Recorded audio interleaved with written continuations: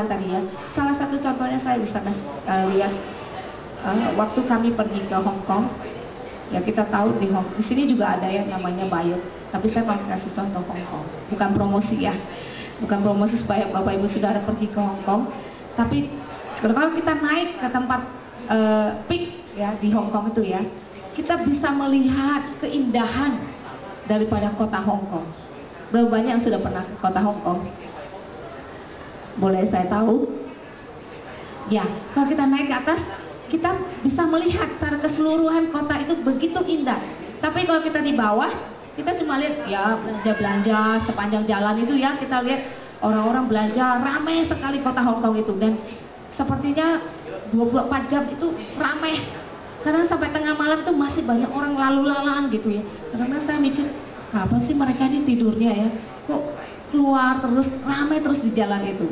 Nah, seperti itu waktu kita naik ke tempat ini, kita bisa melihat keindahan dari apa yang Tuhan rencanakan dalam hidup kita.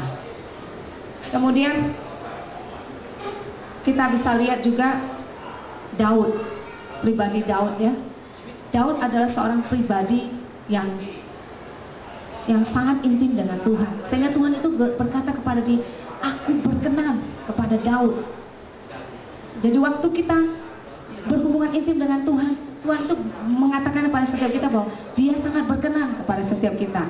Dan memasuki yang tahun yang baru ini, saya mengajak setiap kita, mari bergaul intim, lebih intim lagi. Mungkin kita sudah pernah lakukan itu, kita sudah intim dengan Tuhan, tapi kita mau lebih lagi, tambahkan intensitasnya, tambahkan lebih lagi waktu pada Tuhan untuk bersekutu dengan Tuhan.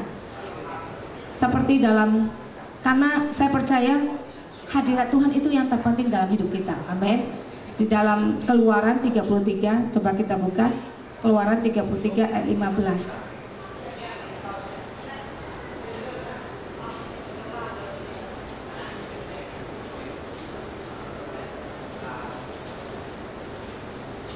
Keluaran 33 ayat 15.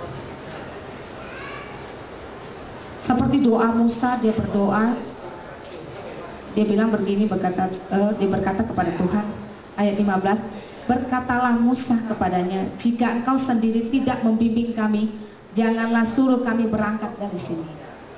Kalau bahasa Inggrisnya dia bilang, if your presence doesn't goes with us. Kalau hadirat Tuhan itu nggak bersama-sama kami, jangan suruh kami meninggalkan tempat ini. Mari memasuki tahun yang baru, saya mengajak Bapak Ibu Saudara berdoa seperti ini. Tuhan, if your presence doesn't go, kami tidak mau tinggalkan tahun ini. Mari kita berdoa supaya hadirat Tuhan terus tinggal dalam hidup kita. Amin. Hadirat Tuhan itu terus tinggal. Seperti Daud berkata, jangan ambil rohmu yang kudus daripadaku. Dalam Mazmur 51 dia berdoa, jangan ambil rohmu yang kudus. Dia menganggap roh Tuhan itu begitu penting dalam hidup dia. Dia menganggap hadirat Tuhan itu begitu penting. Makanya Daud itu sangat concern dengan tabut Tuhan. Kalau raja-raja yang lain kita lihat, Raja Saul tidak terlalu peduli dengan namanya tabut Tuhan, sehingga tabut Tuhan itu dibuang kemana nggak ada yang peduli. Tapi Daud mengerti bahwa hadirat Tuhan itu yang terpenting dalam hidup dia. Hadirat Tuhan itulah yang membuat keberhasilan dalam hidupnya. Hadirat Tuhan itulah yang mempengaruhi hidupnya. Jadi dia menyuruh orang untuk ambil tabut Tuhan itu. Walaupun pertama dengan cara yang salah, karena Daud tidak mempelajari. Akibatnya Musa mati. Tapi setelah Daud pelajari hukum Musa, hukum Taurat Musa, dan dia belajar bagaimana harusnya mengangkat tabut Tuhan itu, yaitu harus dipikul dengan 4 orang imam. Nah, dia belajar, dan waktu dia mengangkat, menyuruh para imam itu berjalan mengangkat tabut itu, dia mempersembahkan korban, bahkan dia menari-nari di hadapan tabut itu. Nah, kita bisa belajar dari Daud, ya. Setiap kita rindu bahwa Tuhan itu berkenan dalam setiap kita, amin. Mari kita belajar dari Daud untuk terus intim, lebih intim lagi bersama dengan Tuhan. Kalau hari-hari yang lalu kita sudah intim dengan Tuhan, mari saya mengajak Bapak Ibu Saudara di tahun 2010 ini kita lebih lagi intim bersama Tuhan. Dan waktu kita berada di tempat yang tinggi, kita tuh dapat melihat sekeliling kita dengan jelas, ya. Coba kalau kita di bawah, kita kan nggak akan bisa lihat apa yang dengan jelas seluruhnya.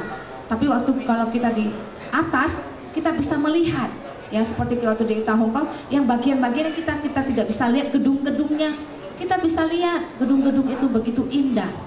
Nah, waktu kita berada di tempat tinggi, kita juga bisa melihat musuh, ya. Musuh suka menyelinap, menyelinap artinya apa ya? Bersembunyi. Kita juga bisa melihat karena kita berada di tempat yang tinggi. Nah, dulu pada zaman dulu Alkitab mengatakan pada saat tentara-tentara Israel bertempur, mereka selalu naik ke bukit-bukit yang tinggi sehingga mereka bisa melihat musuhnya ada di mana. Dengan jelas mereka bisa melihat, sehingga waktu mereka memanah itu mereka bisa memanah dengan tepat, nggak kesasar gitu ya, tapi dengan tepat. Demikian juga dengan kita, waktu kita berada di tempat yang tinggi, kita akan melihat musuh dengan jelas dan kita tidak akan dipengaruhi dan kita tidak akan ditembak oleh musuh karena kita sudah melihat dia ada di situ dan kita akan duluan menyerang dia. Amin. Dalam setiap masalah kita bisa melihat dengan jelas bahwa Tuhan itu punya rencana yang indah dalam hidup kita. Amin. Mari saya mengajak setiap kita di tahun yang baru ini, mulai komitmen, kita berkomitmen kembali untuk bergaul dengan Tuhan lebih intim lagi, lebih dari hari-hari yang lalu. Saya undang para pemusik dan penyembah ke depan, kita sama-sama menyembah Tuhan.